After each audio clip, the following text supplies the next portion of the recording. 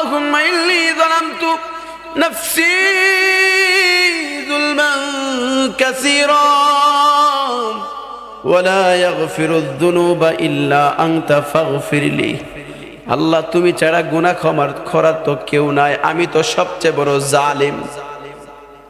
ফাগফির লি মাগফিরাতাম মিন ইনদিকা ওয়ারহামনি ইন্নাকা আনতাল গফুরুর রহিম।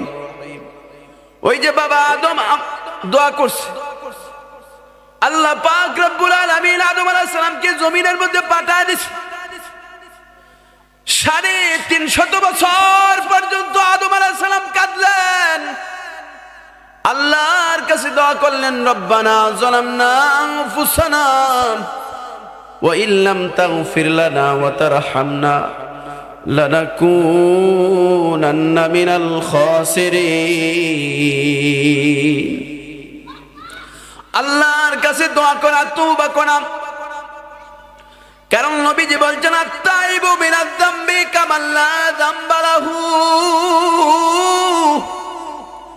নবীজি বলছেন, কোন গুনাহগার বান্দা বান্দি যদি আল্লাহর কাছে তওবা করে, আল্লাহ পাক তার পিছনের গুনাহগুলি এমন ভাবে মাফ করেন যেন তার জিন্দেগিতে কোনো গুনাহই ছিল না। সুবহানাল্লাহ বলেন।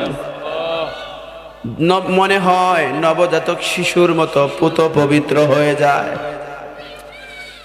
ওই আনসারী মহিলা হযরত আবু হুরায়রার দরবারে গেলেন, আবু হুরায়রার কাছে পেশ করলেন, আবু হুরায়রা আমি বড় গুনাহ করেছি, অন্যায় করেছি, অপরাধ করেছি, আমার কোনো শাস্তি আছে নাকি, আমার কোনো মাফ আছে নাকি?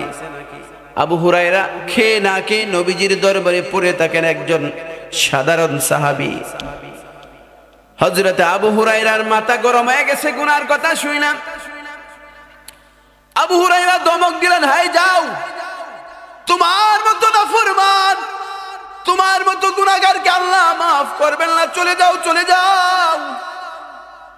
মহিলা ভয় পেয়ে চলে আসলেন, আর আবু হুরায়রার কাছে যায় না, নবীজির কাছে যাওয়ার তো সাহসই পায় না।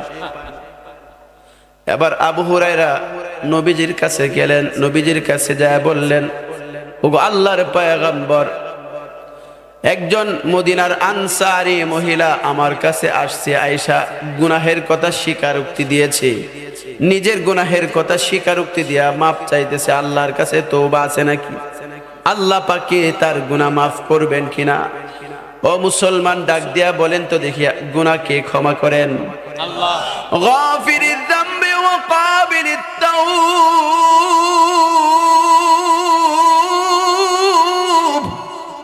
আওয়াজ দিয়া বলেন আল্লাহু আকবার।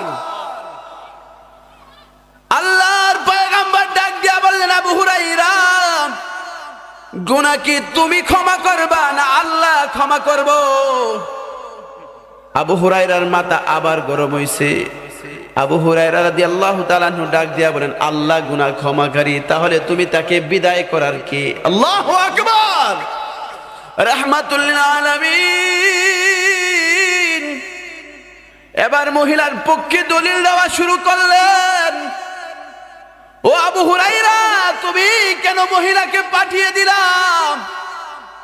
কারণ মহিলার গুনাহ তো তুমি ক্ষমা করবে না, আমিও ক্ষমা করব না, মহিলার গুনাহ তো আল্লাহ মাফ করবেন।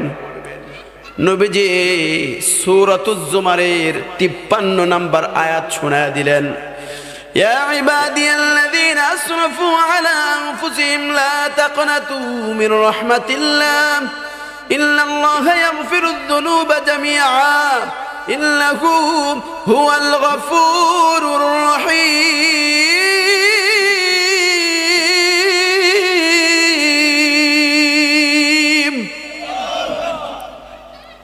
আল্লাহর পয়গম্বর তেলাওয়াত করলেন, এই ক্ষমার আয়াত তেলাওয়াত করে দিলেন। আল্লাহ কেমন দয়ালু, কেমন দয়ালু। এবার আল্লাহ পাক ডাক দিয়া বলেন, তামাম পৃথিবীর বান্দা শুনো, দুনিয়ার কোন বান্দা বান্দে যদি গুনাহ করতে করতে নিজের নফসের উপর জুলুম আর অত্যাচার করে, পাহাড় পরিমাণ জমিন থেকে আসমান পর্যন্ত যদি গুনায় ট্যাগ লেগে যায়, জমিন থেকে আসমান পর্যন্ত যদি গুনায় ট্যাগ লেগে যায়, তারপরেও যদি তুমি আমার কাছে ক্ষমা চাও, লা তাকনাতু বির রাহমাতিল্লাহ, আমি আল্লাহর নৈরাশ থেকে তুমি নৈরাশ থেকে আমি আল্লাহর রহমত থেকে তুমি নৈরাশ হয়ো না, আমি আল্লাহ তোমার জিন্দেগীর সবগুলি গুনাহ মাফ করে দিব। طبيب قلوبنا ومولانا محمدا عبده ورسوله الذي أرسل إلى الناس كافة بشيرا ونذيرا وداعيا إلى الله بإذنه سراجا وقمرا منيرا. أما بعد فقد قال الله تعالى في كلامه المجيد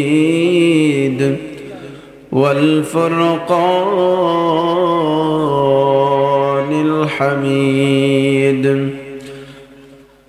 أعوذ بالله من الشيطان الرجيم. بسم الله الرحمن الرحيم.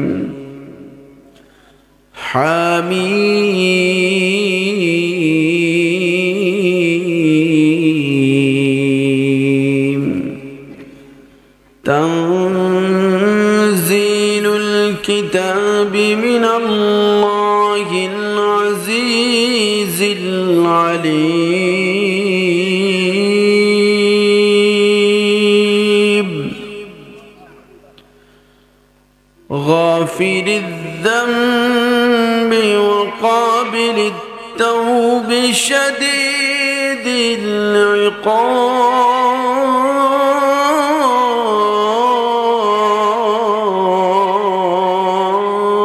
العقاب شديد العقاب ذي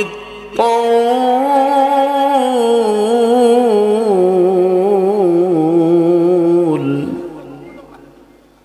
لا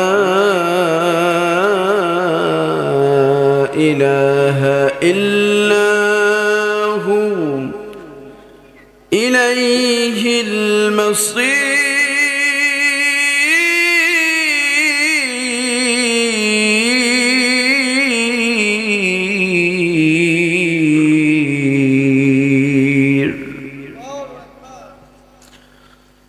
قال النبي صلى الله عليه وسلم: التائب من الذنب كمن لا ذنب له، أو كما قال عليه الصلاة والسلام.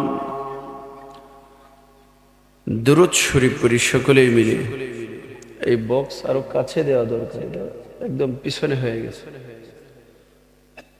اللهم صل على محمد وعلى آل محمد كما صليت على إبراهيم وعلى آل إبراهيم إنك حميد مجيد. اللهم بارك على محمد وعلى آل محمد كما باركت على إبراهيم وعلى آل إبراهيم إنك حميد مجيد. لا إله إلا الله جر لا إله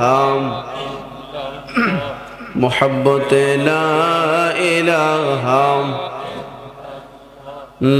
لا إله ইল্লাল্লাহ লা ইলাহা লা ইলাহা ইল্লাল্লাহ লা ইলাহা লা ইলাহা ইল্লাল্লাহ লা ইলাহা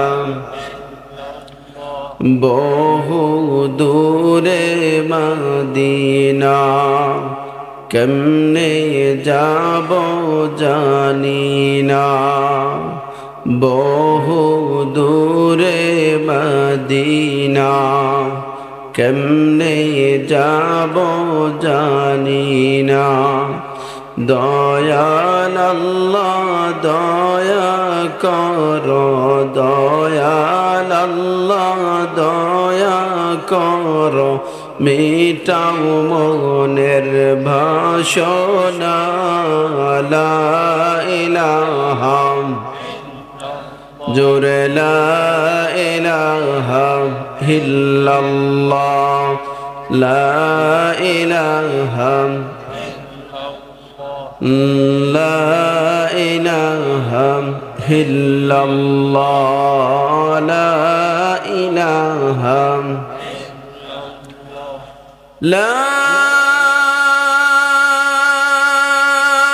ইলাহা ইল্লাল্লাহু মুহাম্মাদুর রাসূলুল্লাহ সকলে পড়ি সাল্লাল্লাহু আলাইহি ওয়াসাল্লাম। প্রত্যেকটা জিনিসেরই বিশেষ কিছু জায়গা থাকে। তাফসীরের কিতাবের মধ্যে এসেছে মানুষের মগজ পুরা শরীরে না মাথায়, মগজ যদি নষ্ট হয়ে যায় সব নষ্ট। কি বলেন ঠিক কিনা? আওয়াজ কমাইবা না বাড়াইবা?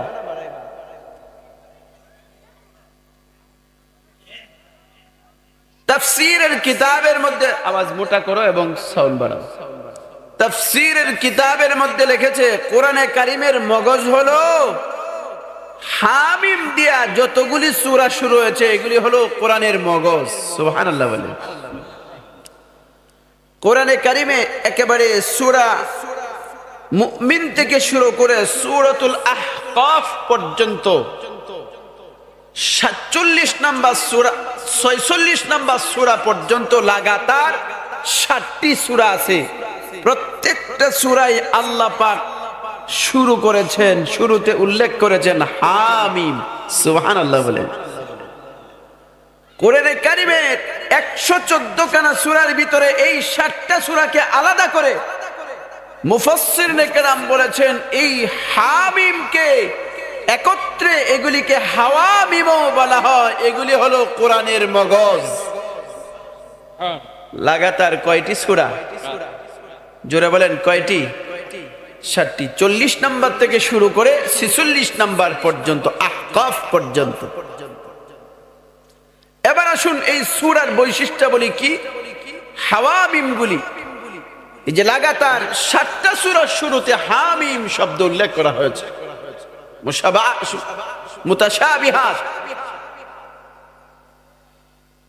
হাদিস শরীফের মধ্যে উল্লেখ করা হয়েছে। মুফাসসিরগণ বলেন যারা এই 60টা সূরা হামিম বিশিষ্ট সূরাগুলি তেলাওয়াত করবে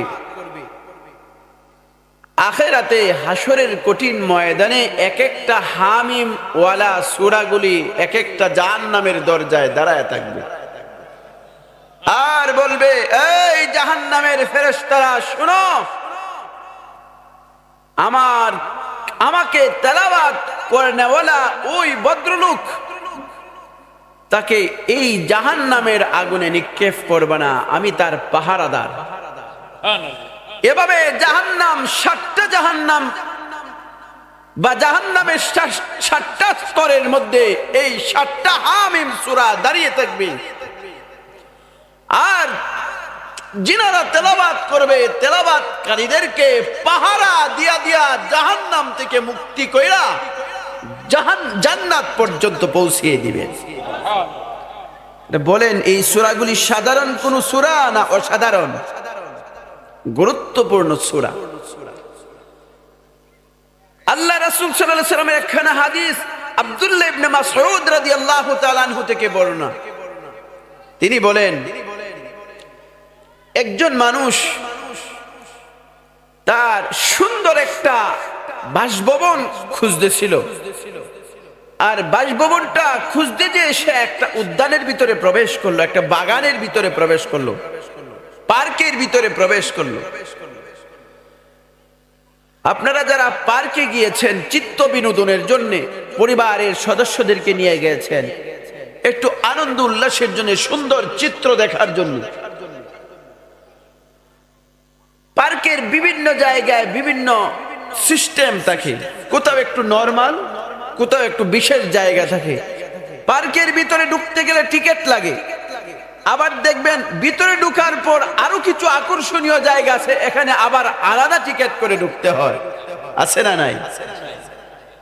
আব্দুল্লাহ ইবনে মাসউদ রাদিয়াল্লাহু তাআলা আনহু বলেন,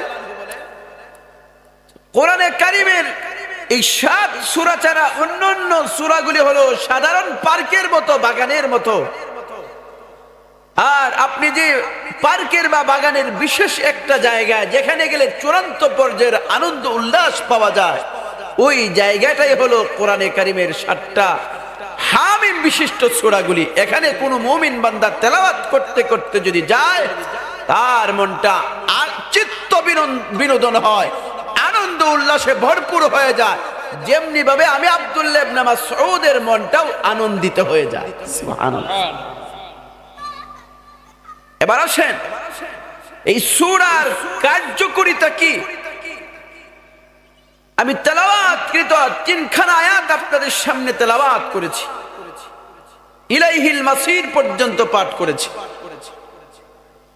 আল্লাহ রাসূল সাল্লাল্লাহু আলাইহি ওয়াসাল্লাম থেকে বর্ণনা, নবীজি বলেন, কোন মানুষ যদি হামিম থেকে শুরু করে ইলাইহিল মাসির ৩খানা আয়াত দিনের শুরু লগ্নে ফজরের নামাজের পরে আয়াতুল কুরসি তেলাওয়াত করে যদি এই ৩টা আয়াত তেলাওয়াত করে সন্ধ্যা পর্যন্ত কোনো কীট পতঙ্গ থেকে শুরু করে দুনিয়ার যত বড় বাহাদুর শত্রুই হোক না কেন, পৃথিবীর কোনো শত্রু তাকে পরাস্ত করতে পারবে না। এত কার্যকরী একটি সূরা। শুধু কি তাই, এই সূরাটা, এই ৩খানা আয়াত যেমনি ভাবে ব্যক্তি জীবনে রক্ষণাবেক্ষণের জন্য পাহারাদার হিসেবে দাঁড়িয়েছে, এই সূরাটা সামাজিক জীবনেও গুরুত্বপূর্ণ ভূমিকা রাখে। এমনকি রাষ্ট্রীয় কোনো সমস্যার সমাধানে নবীজি বলছেন এই সূরার ভূমিকা অপরিসীম। সুবহানাল্লাহ বলেন। তার মানে বোঝা গেল সূরাতুল মুমিন অথবা সূরাতুল গাফির এমন একটি সূরা, যেই সূরা ব্যক্তি জীবনের সমস্যার সমাধান, যেই সূরা সামাজিক জীবনের সমস্যার সমাধান, যেই সূরা রাষ্ট্রীয় জীবনের সমস্যার সমাধান। সুবহানাল্লাহ। আসতে বলবেন না জোরে বলবেন? বলেন, সূরাটা কি স্বাভাবিক কোন সূরা না অস্বাভাবিক একটি সূরা? অত্যন্ত চমৎকার একটি সূরা আপনাদের সামনে তেলাওয়াত করলাম, ৩খানা আয়াত। যেই সূরা এমন কোন সমস্যা নাই যেই সমস্যার সমাধান এই সূরার মধ্যে নাই। কোন মানুষের যদি ৩টা বিষয়ে সমস্যার সমাধান হয়, তার তো আর কিছু প্রয়োজন হয় না। ব্যক্তি জীবন, সামাজিক জীবন, রাষ্ট্রীয় জীবন, পারিবারিক জীবন, সকল সমস্যার সমাধান হলো এই ৩খানা আয়াত। আওয়াজ দেয়া বলেন সুবহানাল্লাহ।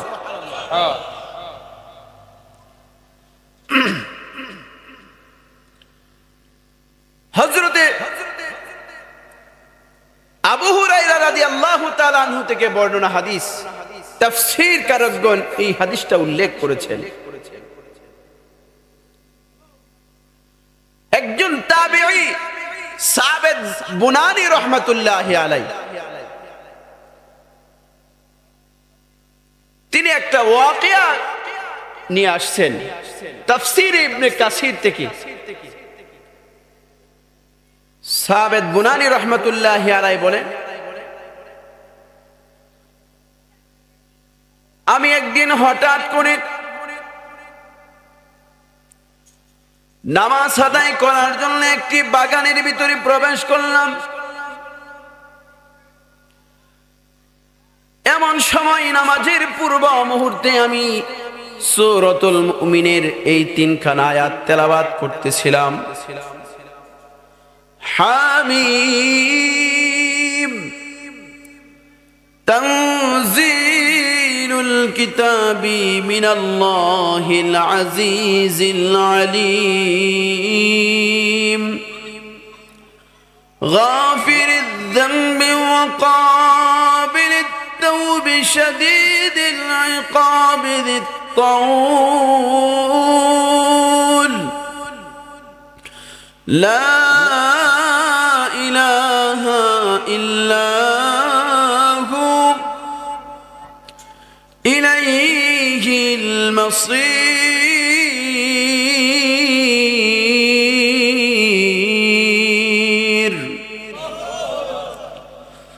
সাবিত বুনানি রহমাতুল্লাহি আলাইহি ডাক দিয়া বলেন, আমি নামাজ আদায় করার জন্য একটি বাগানের ভিতরে প্রবেশ করলাম। বাগানের ভিতরে প্রবেশ করার পর নামাজের পূর্ব মুহূর্তে দাঁড়িয়ে দাঁড়িয়ে আমি এই তিনখানা আয়াত তেলাওয়াত করতে লাগলাম। নামাজের পূর্বেই তেলাওয়াত করলাম। এবার আমি তেলাওয়াত করতে করতে যখন আমি চলে গেলাম গাফিরিদ যামবি, গুনাহ ক্ষমাকারী, কাবিলিত তাওব, তওবা কবুলকারী, শাদীদিল ইকাবি যিত তাউল, যিনি কঠিন শাস্তি প্রদান করতে যে যিনি সামর্থ্যবান, কারো কোনো পরোয়া করেন না। বলেন তো তিনি কে? আল্লাহ। আল্লাহর গুণাবলীগুলি এখানে বর্ণনা করা হয়েছে। আল্লাহ পাক রব্বুল আলামিন হইলেন গুনাহগারের গুনাহ ক্ষমাকারী, গাফিরিদ যামব, গুনাহ ক্ষমাকারী। তিনটা গুণের কথা এখানে আল্লাহ পাকের তিনটা গুণাবলীর কথা বর্ণনা করেছেন। এক নাম্বার হলো আল্লাহ হইলেন গুনাহ ক্ষমাকারী, দুই নাম্বার হলো আল্লাহ হইলেন তওবা কবুলকারী, তিন নাম্বার হইল গুনাহ করছো তওবাও করছো না, আল্লাহ কঠিন শাস্তি দিবেন। যিত তাউল, আল্লাহ হলেন সামর্থ্যবান। দুনিয়ার কোন রাজা বাদশাকে আল্লাহ পাক পরোয়া করেন না। এখানে কয়েকটা জিনিস লক্ষণীয় আছে। এক নম্বরে আল্লাহ পাক গুনাহ ক্ষমাকারী উল্লেখ করেছেন। আগে আল্লাহ পাক ইচ্ছা করলে পারতেন তওবা কবুলকারী এই কথাটা উল্লেখ করতেন।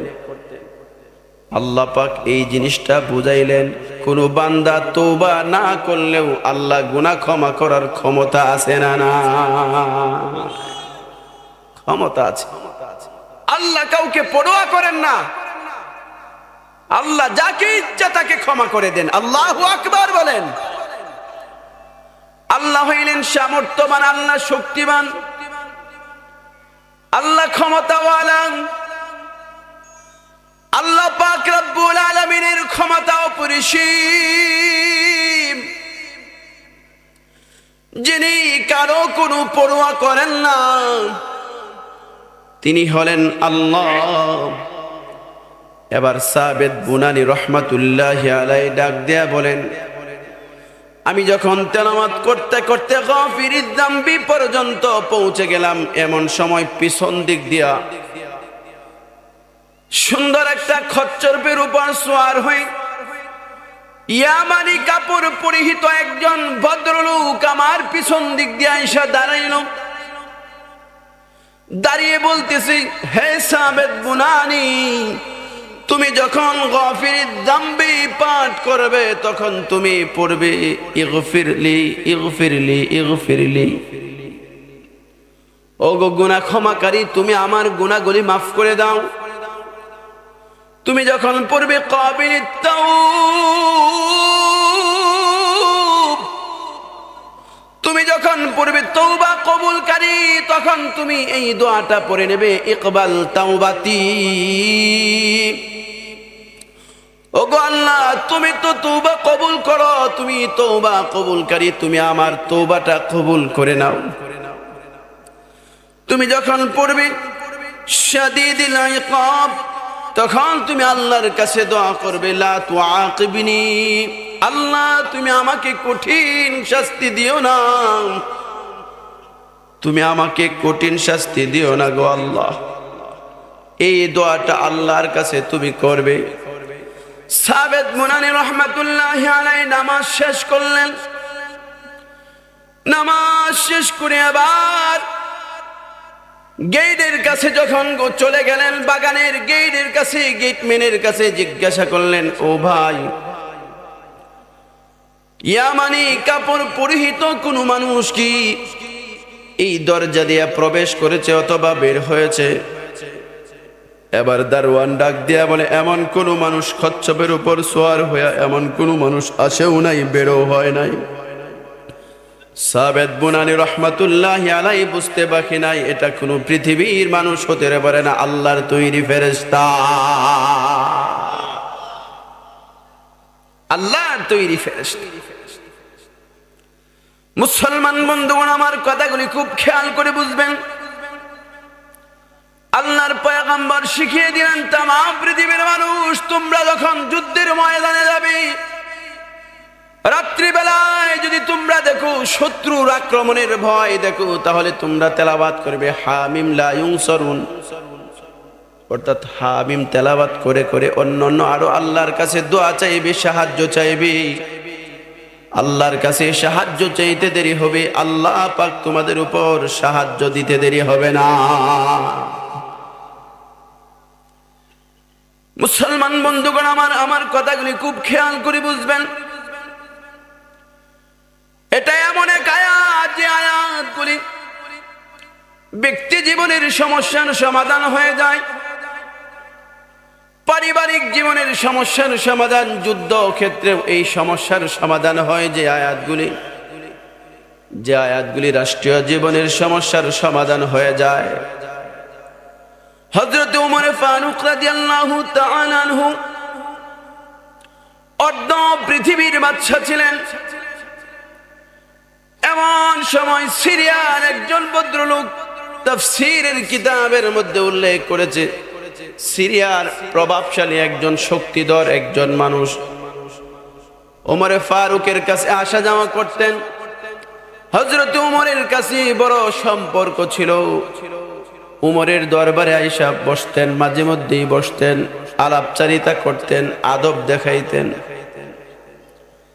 হঠাৎ করে দীর্ঘদিন যাবৎ সময় হয়ে যায়, হযরত ওমর ফারুকের কাছে ওই সিরিয়ার ভদ্রলোক আর আসেন না। খলিফাতুল মুসলিমিন উপস্থিত জনগণকে জিজ্ঞাসা করলো, তোমরা কি ওই ভদ্রলোক সম্পর্কে কোনো কিছু জানো নাকি? উপস্থিত সদস্যরা ডাক দেয়া বলল, খলিফাতুল মুসলিমিন, সিরিয়ার যে এই প্রভাবশালী ব্যক্তি নাম, যেই মানুষটা উচ্চ বংশের মানুষ, বড় প্রভাবশালী মানুষ, আপনার দরবারে এসে পড়ে থাকতো, এই মানুষটা এখন পথভ্রষ্ট হয়ে গেছে, শরাব পান করে রাস্তায় পড়ে থাকে, মদ্যপ হয়ে রাস্তায় পড়ে থাকে, মদ পান করে নেশা করে, তার আচার আচরণ আগের মতো এত সুন্দর না, আমাদের সাথে কোনো কথাবার্তা হলো, চলন বলন খারাপ মানুষের সাথে। খলিফাতুল মুসলিমিন আর কোনো কথা বললেন না, শুধুমাত্র কোরআনে কারীমের এই 3 নাম্বার আয়াত লেখে এরপর এই ভদ্রলোকের কাছে এই চিঠি লেখা পাঠায় দিলেন। খলিফাতুল মুসলিমিন তার পিএসকে বললেন, সচিবকে ডাক দিয়া বললেন, ওই যে সিরিয়া থেকে ভদ্রলোক আসতো, ওই মানুষটার নাম নিয়ে আমার পক্ষ থেকে একটা চিঠি লিপিবদ্ধ করে একটা চিঠি লেখো। আনি ওমর ইবনুল খাত্তাব রাদিয়াল্লাহু তাআলা আনহু ইলা ফুলান ইবনে ফুলান সালামুন আলাইক আহমাদুকাল্লাহ আল্লাযী লা ইলাহা ইল্লাহু।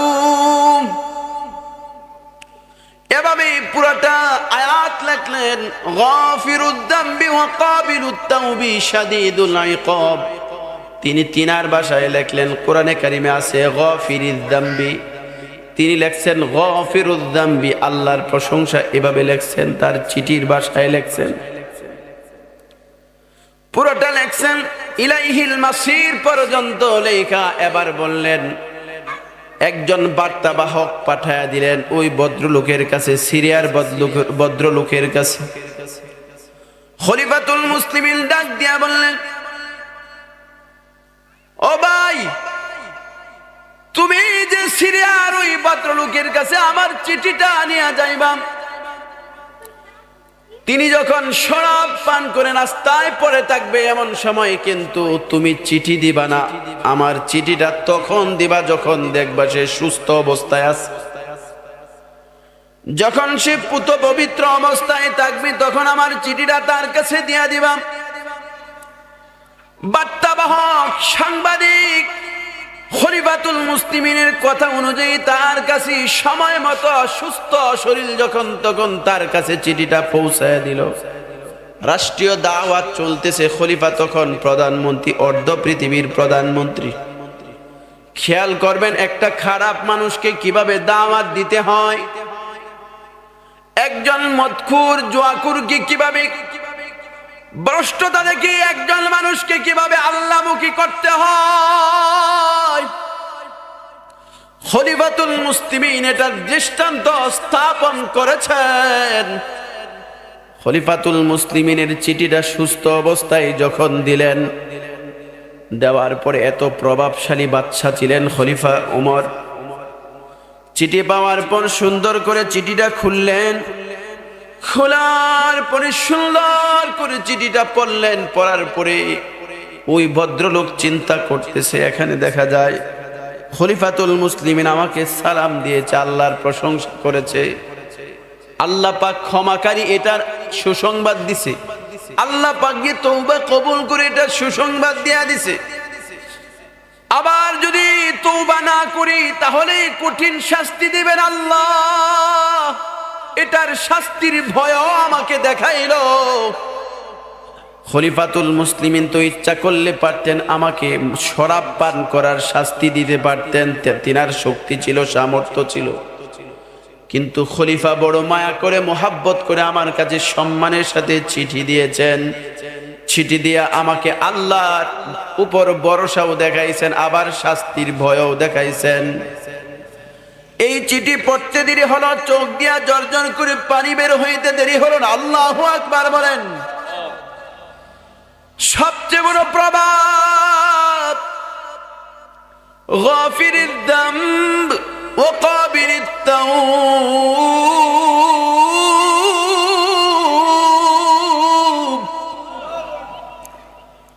আসলে আল্লাহর কাছে কোন বান্দা যদি মাপ চায়, আল্লাহ বলেন, বান্দা তুমি আমার কাছে মাপ চাইতে দেরি হবে, আমি ক্ষমা করতে দেরি হবে না।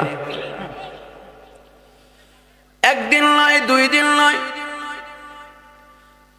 তুমি বছরকে বছর, মাসকে মাস পর্যন্ত তুমি গুনাহের মধ্যে লিপ্ত ছিলে, তুমি অন্যায় অনাচার করেছ। তুমি যদি তারপরেও আসমানের দিকে তাকায়া আমি আল্লাহকে মুহাব্বত করে স্মরণ করো, আর জমিনের মধ্যে যদি তওবার নেওতে আমার ক্ষুদ্রতে পায়ে সেজদায় পড়ে যাও, তোমার গুনাহ যদি পাহাড় পরিমাণ থাকে, আমি আল্লাহ তোমাকে ক্ষমা করে দিব। বলেন তো, গুনাহ ক্ষমা করার মালিক কে? আল্লাহই হইলেন গুনাহ ক্ষমাকারী। মুসলমান বন্ধুগণ আমার কথাগুলি খুব খেয়াল করে বুঝবেন। সিরিয়ার ওই ভদ্রলোক খলিফাতুল মুসলিমিন হযরত ওমর ফারুকের চিঠি পাওয়া মাত্রই পড়লেন, সুন্দর করে খুলে পড়লেন। পড়তে দেরি হলো, চোখ দিয়ে পানি বের হইতে দেরি হলো না। ভদ্রলোক চিন্তা করতেছেন, খলিফাতুল মুসলিমিন আমাকে শাস্তি দিতে পারত, তার তো বড় ক্ষমতা আছে, কিন্তু শাস্তি দেয় নাই, আল্লাহর দিকে আমাকে আহ্বান করেছে। এবার এই ভদ্রলোকের উপরে এই চিঠির এত বেশি পরিমাণে প্রভাব পড়েছে, সাথে সাথে শরাব পান থেকে দূরে সইরা তওবা কইরা আল্লাহর ওলি হয়ে দুনিয়ার জমিন থেকে বিদায় নিয়েছে। সুবহানাল্লাহ। এবার কিছুদিন পরে খলিফাতুল মুসলিমিন ডাক দিয়া বলল, তোমরা কি সিরিয়ার ওই ভদ্রলোকের সংবাদ কি তোমরা আমাকে দিতে পারবা? তার অবস্থাটা কি? আগন্তুক মানুষগুলি ডাক দিয়া বলে, খলিফাতুল মুসলিমিন, আপনার চিঠি পাইতে দেরি হয়, চিঠি পাওয়া মাত্র তওবা করে আল্লাহর দিকে ফিরে আসতে দেরি হয় না। গাফিরিদ যামবি ওয়া কাবিলিত তাওবি শাদীদিল ইকাবি যিত তাওলি ইলাইহিল মাসীর।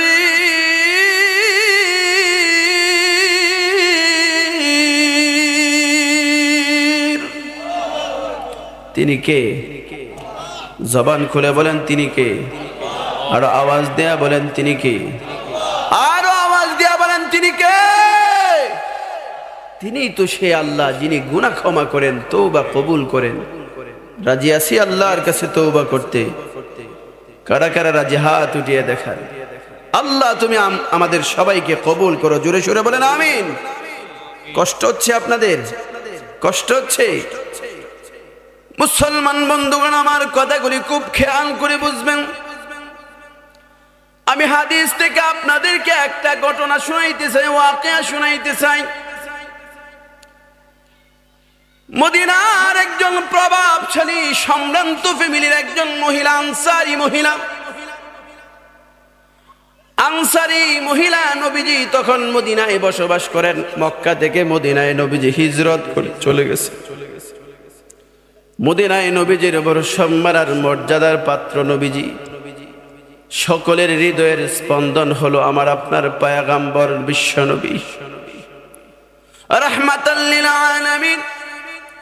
নবীজি তখন মদিনায় বসবাস করেন। নবীজি তখন মদিনার প্রেসিডেন্ট। এমন সময় একজন আনসারী মহিলা, যেই নারী পুরুষগুলি মুহাজির সাহাবীদেরকে সম্মান দিয়া অধিকার দিয়েছিলেন, যে মুহাজির সাহাবীদেরকে সম্পদ দিয়া সহযোগিতা করেছিলেন, বাড়িঘর দিয়া সহযোগিতা করেছিলেন, এমন একজন সম্ভ্রান্ত ফ্যামিলির মহিলা, আনসারী মহিলা গুনাহ করছে, পর পুরুষের সাথে জেনা করছে। এক নাম্বার গুনাহ। জেনা করার পর পেটের ভিতরে বাচ্চা চলে আসছে। নাউজুবিল্লাহ কইতেন না? গুনাহ করার পর পেটের ভিতরে বাচ্চা চলে আসছে। শুধু কি তাই, এবার মহিলা বাচ্চা প্রসব করতে দেরি হয়, বাচ্চাটাকে নিজের হাতে হত্যা করেছে। আরো জোরে বলেন, ছোট গুনাহ না বড় গুনাহ? অনেক বড় গুনাহ। তাও একটা দুইটা গুনাহ না, তিনটা গুনাহ করেছে। ও মুসলমান, ভালো করে খেয়াল করে বুঝবেন, বর্তমান জামানায় এই জাতীয় গুনাহ আমাদের সমাজে আছে না নাই? অনেক গুনাহ বর্তমান জামানায় আছে। বর্তমান জামানায় ডিজিটাল পদ্ধতিতে গুনাহ করা হয়। আবার দেখবেন পত্রিকার মধ্যে খবর আসে, অমুক হাসপাতালের ডাস্টবিনের মধ্যে নবজাতক শিশু পাওয়া গেছে, বাবার খবর নাই, মায়ের কোনো খবর নাই। আছে না নাই? আরো জোরে বলেন, আছে না নাই? আগে তো সন্তানকে হত্যা করত, সন্তান প্রসব হওয়ার পরে সন্তানকে হত্যা করত। এখন তো এত অত্যাধুনিক পদ্ধতি বের হয়েছে, এখন আর প্রসব হওয়ার পরে হত্যা করতে হয় না, পেটের ভিতরেই হত্যা করা যায়। কথা বলেন ঠিক কিনা? বর্তমান জামানার বিভিন্ন নারী পুরুষ এমন আছে যারা সম্মানের দিকে তাকাইয়া, লজ্জার দিকে তাকাইয়া গোপনে গোপনে জানা করে 3 মাসের 4 মাসের 6 মাসের বাচ্চা নষ্ট করে। আছে না নাই? অনেক সময় দেখা যায় ঔষধ খায়া সন্তান নষ্ট হয় না, এটা আবার প্রসব করতে হয়, আবার দূর দেশে এই বাচ্চাটাকে রেখে আসতে হয়। কথা বলে না ছেড়ে নাই। অনেক সময় দেখা যায় বিয়া করছে মাত্র 7 মাস বয়স হয়েছে। কয় মাস? জোরে বলেন, কয় মাস বয়স? বয়স হয়েছে 7 মাস, বিয়ার বয়স 7 মাস, আবার বাচ্চা প্রসব করে ফেলেছে। বোঝা গেল কালেকশনটা বিয়ার পর থেকে না, আগ থেকেই কালেকশন। কথা বলেন ঠিক কিনা? মুসলমান বিভিন্ন নায়িকা নায়কদের অবস্থান আমরা খুঁজলে দেখা যায় বর্তমান জামানায়, আমি ওই অশ্লীল শব্দগুলি আপনাদের সামনে উচ্চারণ করতে চাই নাই, কিন্তু তারপরেও বাস্তবতা তুলে ধরতে চাই।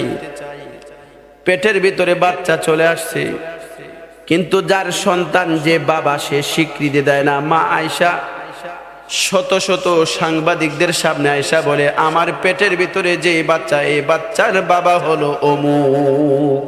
কথা বলেন ঠিক না? এই জাতীয় গুনাহ আছে না নাই? মুসলমান ভালো করে বুঝবেন, ওই যে 1500 বছর আগে আনসারী মহিলা গুনার সাগরে হাবুডুবু খাইতেছিল। এবার মহিলা নবীজির দরবারে যাওয়ার জন্য সাহস পায় না, কিভাবে যাবে নবীজির কাছে? ভয় পাইতেছিল, ভয় পাইতেছিল, ভয় পাইতেছিল। এবার আল্লাহর নবীর একজন সাহাবী হযরত আবু হুরায়রার কাছে দৌড়ায় গেলেন। মহিলা গুনাহ করছে, গুনাহ কইরা আবার দিলের মধ্যে একটা তামান্না এসে গেছে, হায়রে আমি তো বড় কঠিন গুনাহ করলাম, তাহলে এই গুনাহ নিয়ে যদি আমি কবরের মধ্যে চলে যাই, জাহান্নামের আগুন তো আমি সহ্য করতে পারবো না, জাহান্নামের আগুন সহ্য করতে পারবো না। দুনিয়ার জমিনে এটার শাস্তি যদি বুক করে তওবা করে যেতে পারি, তাহলে আল্লাহ আমাকে জান্নাত দান করবেন। দুনিয়ার জমিনে আমার শাস্তি হয়ে যাক। অনুতপ্ত হয়ে গেছে, আবু হুরায়রার কাছে দৌড়ায় গেছে। এজন্য কোনো মানুষ যদি গুনাহ করে, গুনাহ কইরা আল্লাহর কাছে অনুতপ্ত হওয়া, আল্লাহর কাছে দোয়া করে, আল্লাহুম্মা ইন্নী যালামতু নাফসি যুলমান কাসীরা। প্রত্যেক নামাজের মধ্যে আখেরি বৈঠকে এই দোয়াটা পড়ি কি পড়ি না? আল্লাহুম্মা ইন্নী যালামতু নাফসি যুলমান কাসীরা ওয়া লা ইয়াগফিরুয যুনুবা ইল্লা আনতা ফাগফিরলি। আল্লাহ তুমি ছাড়া গুনাহ করার তো কেউ নাই, আমি তো সবচেয়ে বড় জালিম। ফাগফিরলি মাগফিরাতাম মিন ইনদিকা ওয়ারহামনি ইন্নাকা আনতাল গফুরুর রহিম। ওই যে বাবা আদম দোয়া করছে, আল্লাহ পাক রব্বুল আলামিন আদম আলাইহিস সালামকে জমিনের মধ্যে পাঠিয়ে দিয়েছে। 350 বছর পর্যন্ত আদম আলাইহিস সালাম কাঁদলেন, আল্লাহর কাছে দোয়া করলেন, রব্বানা যালামনা আনফুসানা ওয়া ইল্লাম তাগফির লানা ওয়া তারহামনা লানাকুনান্না মিনাল খাসিরিন। আল্লাহর কাছে দোয়া করা, তওবা করা। কারণ নবীজি বলছেন, আত-তাইবু মিনাজ যামবি কামান লা যামবা লাহু। নবীজি বলছেন, কোন গুনাহগার বান্দা বান্দি যদি আল্লাহর কাছে তওবা করে, আল্লাহ পাক তার পিছনের গুনাহগুলি এমন ভাবে মাফ করেন যেন তার জিন্দেগিতে কোনো গুনাহই ছিল না। সুবহানাল্লাহ বলেন। মনে হয় নবজাতক শিশুর মতো পুত পবিত্র হয়ে যায়। ওই আনসারী মহিলা হযরত আবু হুরায়রার দরবারে গেলেন, আবু হুরায়রার কাছে পেশ করলেন, আবু হুরায়রা আমি বড় গুনাহ করেছি, অন্যায় করেছি, অপরাধ করেছি, আমার কোনো শাস্তি আছে নাকি, আমার কোনো মাফ আছে নাকি?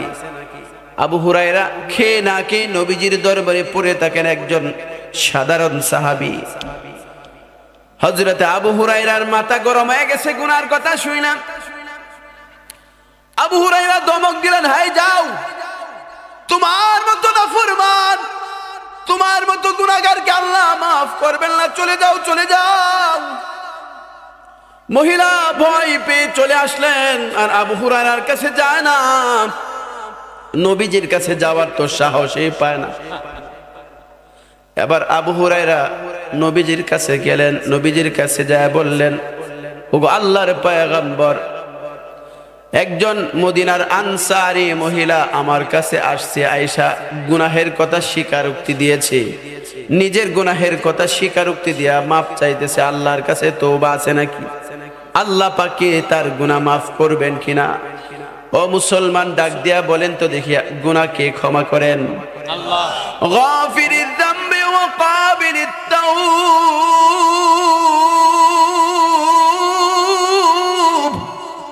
আওয়াজ দিয়া বলেন আল্লাহু আকবার।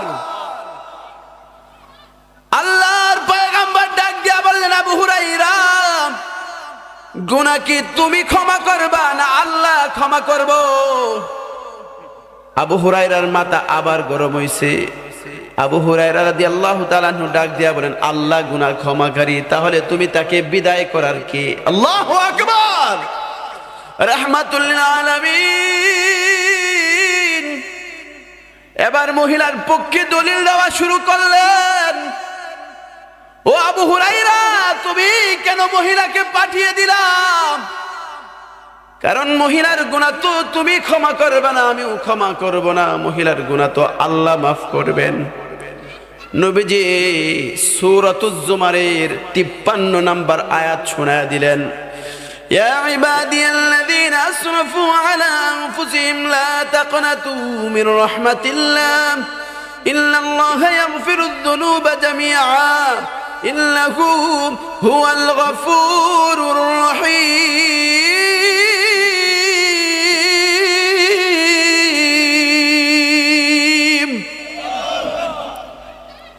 আল্লাহর পয়গম্বর তেলাওয়াত করলেন, এই ক্ষমার আয়াত তেলাওয়াত করে দিলেন। আল্লাহ কেমন দয়ালু, কেমন দয়ালু। এবার আল্লাহ পাক ডাক দিয়া বলেন, তামাম পৃথিবীর বান্দা শুনো, দুনিয়ার কোন বান্দা বান্দে যদি গুনাহ করতে করতে নিজের নফসের উপর জুলুম আর অত্যাচার করে, পাহাড় পরিমাণ জমিন থেকে আসমান পর্যন্ত যদি গুনায় ট্যাগ লেগে যায়, জমিন থেকে আসমান পর্যন্ত যদি গুনায় ট্যাগ লেগে যায়, তারপরেও যদি তুমি আমার কাছে ক্ষমা চাও, লা তাকনাতু বির রাহমাতিল্লাহ, আমি আল্লাহর নৈরাশ থেকে তুমি নৈরাশ থেকে, আমি আল্লাহর রহমত থেকে তুমি নৈরাশ হয়ো না, আমি আল্লাহ তোমার জিন্দেগীর সবগুলি গুনাহ মাফ করে দিব।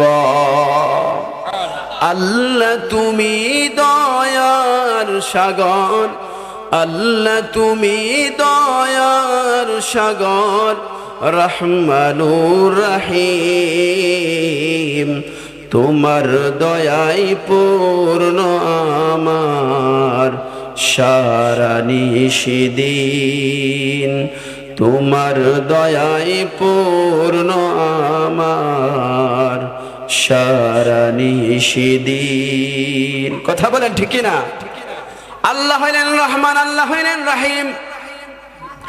এবার আবু হুরায়রা মদিনার অলিতে গলিতে বের হয়ে গেলেন, মহিলাকে খোঁজাখুঁজি শুরু করলেন। আবু হুরায়রার মাথায় টেনশন ঢুইকা গেল, হাই মহিলাটা যদি তওবা না করে মারা যায় তাহলে তো জাহান্নামের আগুনে জ্বলবে। মহিলাটাকে খুঁজে বের করা দরকার, কারণ আল্লাহ পাক বলছেন, লা তাকনাতু মির রাহমাতিল্লাহ, আমি আল্লাহ পাকের রহমত থেকে নৈরাশ হইও না। এবার মহিলাকে খোঁজাখুঁজি শুরু করলেন, মদিনার অলিতে গলিতে খুঁজেন, কোথাও মহিলাকে খুঁজে পাওয়া যায় না। এবার লোকদের কাছে জিজ্ঞাসা করেন, তোমরা কি অমুক একজন গুনাহগার মহিলার কথা শুনেছো নাকি? মদিনাবাসীরা ডাক দেয়া বলে, আমরা কোনো গুনাহগার মহিলাকে দেখি নাই, তবে রাত্র যখন গভীর হয়ে যায় তখন পাহাড়ের চূড়া থেকে কান্নার একজন মহিলার কান্নার আওয়াজ শোনা যায়। আল্লাহু আকবার বলেন। ওই মহিলাটা রাতের গভীরে পাহাড়ের চূড়ায় যায়, আল্লাহকে ডাক দেয়া বলে, আল্লাহ আমি পাহাড়ের চূড়ায় চলে আসলাম, আমি পাহাড়ের চূড়ায় চলে আসলাম, তার উপরে আর যাওয়ার মতো আমার কোনো ক্ষমতা নাই। ওগো আল্লাহ, মদিনার সবাই ঘুমায় গেছে, বন জঙ্গলের পশু পাখিরাও ঘুমায় গেছে। আল্লাহ, তোমার কাছে দরখাস্ত, তুমি আমার তওবা কবুল করে নাও। এবার পরের দিন আবার মহিলা আয়েশা আবু হুরায়রার সাথে সাক্ষাৎ করেন। আবু হুরায়রা,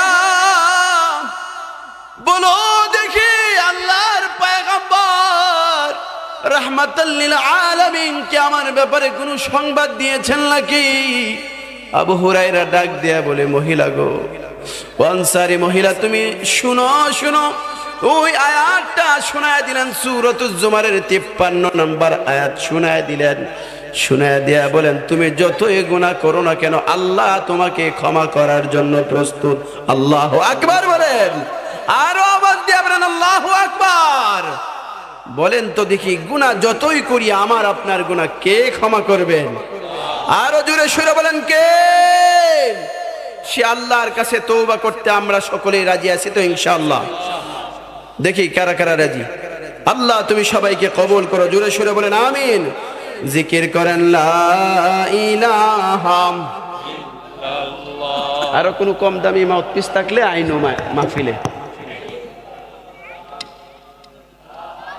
বুঝছো না? আরো কম দামি মাউথপিস থাকলে নিয়ে আইসো।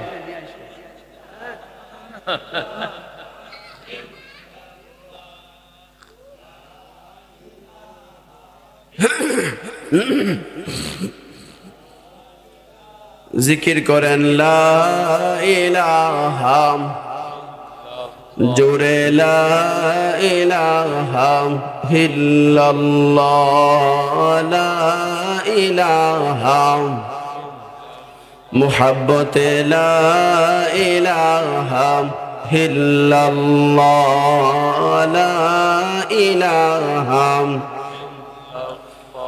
সুবহানাল্লাহ, আলহামদুলিল্লাহ, লা ইলাহা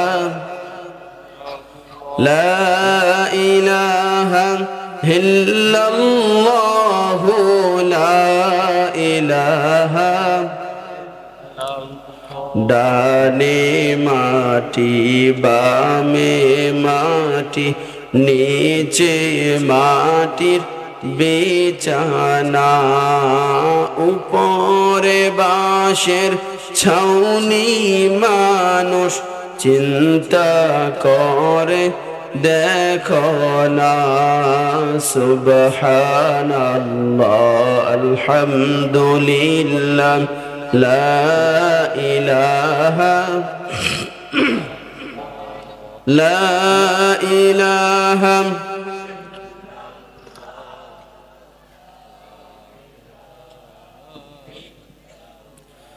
লা ইলাহা ইল্লাল্লাহু মুহাম্মাদুর রাসূলুল্লাহ। সকলে পড়ি সাল্লাল্লাহু আলাইহি ওয়াসাল্লাম। এজন্য যে কথা বলতেছিলাম, আল্লাহর কাছে তওবা করতে রাজি আছি তো ইনশাআল্লাহ সকলেই? তওবার কয়েকটা শর্ত আছে, কবুল হওয়ার শর্ত। এক নাম্বার শর্ত হলো, যেই গুনাহ করেছি সেই গুনাহ পরিত্যাগ করতে হবে, ছেড়ে দিতে হবে। দুই নাম্বার শর্ত হলো, এই গুনার উপর অনুতপ্ত হইতে হবে, আল্লাহর কাছে বলতে হবে, আল্লাহ আমি অপরাধ করেছি, অন্যায় করেছি, আমার ভুল হয়েছে। তিন নাম্বার শর্ত হলো, ভবিষ্যতে এই গুনাহ না করার ওয়াদাবদ্ধ হইতে হবে, আল্লাহর কাছে অঙ্গীকার করতে হবে, আল্লাহ এই জীবনে আর কোনোদিন এই গুনাহ করব না। রাজি আছেন তো ইনশাআল্লাহ?